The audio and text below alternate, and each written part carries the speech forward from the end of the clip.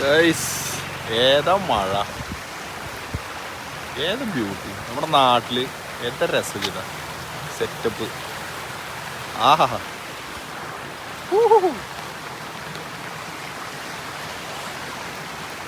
കാണിച്ചു തരാം.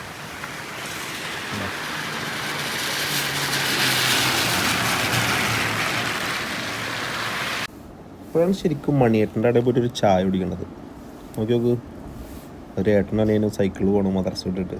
എന്ത് രസമല്ലേ മഴയത്ത് ഇങ്ങനെ പാടങ്ങനെ നിറഞ്ഞേക്കുന്നതാണ്, എന്ത് ഭംഗിയാണ്. പ്രവാസികൾക്ക് ഒരു പക്ഷേ ഇത് കാണുമ്പോൾ കണ്ണിന്ന് കണ്ണീര് കാണും, കാരണം അവിടെ അത്ര ചൂടാണ്. 50 ഡിഗ്രി സെൽഷ്യസ് ഒക്കെയാണ് ഈ വെയിൽ പറയുന്നത്. പക്ഷെ ഇവിടെ നാട്ടിൽ ലീഗുള്ളവർക്കൊക്കെ നല്ല കനത്ത മഴയും അടിപൊളി അന്തരീക്ഷങ്ങളും കാര്യങ്ങളൊക്കെ ആയിട്ട്.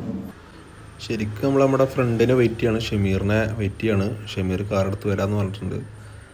എന്ത് രസമല്ലേ ഇതൊക്കെ ഇപ്പോൾ അവിടെ ഇരുന്ന് കിട്ടുമോ എന്ന് ഞാൻ ആലോചിക്കുന്നത്. ഗൾഫിൽ വല്ലാത്തൊരു സംഭവം തന്നെ കേട്ടോ നാട് എന്ന് പറഞ്ഞാലേ. മിസ്സിങ് എന്ന് പറഞ്ഞാൽ ഗംഭീര മിസ്സിങ് ആവും. അവിടെ നിന്നിട്ടൊക്കെ ഇത് കാണുമ്പോണ്ടല്ലോ ഒരുമാതിരി ഇടങ്ങറാണ്. ഞാനിപ്പോൾ നമ്മുടെ ചെക്ക വന്നിട്ടാ ഷമീർ കാറെടുത്തിട്ട് വന്നിട്ട് മഴയതുകൊണ്ട്. ഷമീറോട് ചോദിച്ചു നോക്കി എന്താ പരിപാടിയെന്ന്. പറഞ്ഞിട്ടില്ലേ ചായ കുടിക്കാൻ പോകുന്ന പറയുന്നു.